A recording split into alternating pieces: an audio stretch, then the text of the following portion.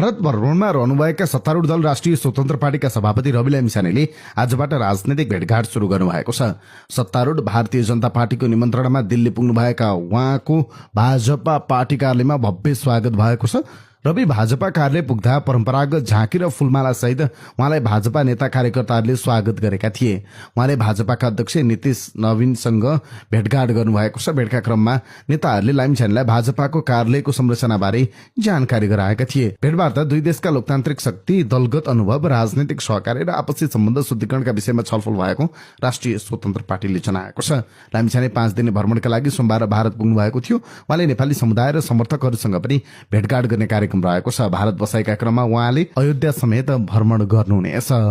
भारत भ्रमणमा रहनुभएका राष्ट्रिय स्वतन्त्र पार्टीका सभापति रवि लामिछानेले नेपाल भारत सम्बन्धलाई राजनीतिक विवादबाट बाहिर निकालेर विकास कूटनीतिको आधारमा दुई देशबीचको सम्बन्ध अझ प्रगाढ बनाउनु पर्ने प्रस्ताव गर्नुभएको छ। भारतबाट प्रकाशित हुने दैनिक हिन्दुस्तान टाइम्समा प्रकाशित आफ्नो लेख मार्फत लामिछानेले नेपाल भारत सम्बन्धको अब शब्दावली नै परिवर्तन गर्नुपर्ने तर्क गर्दै सहकार्यका विभिन्न प्रस्तावहरू समेत राख्नु भएको छ।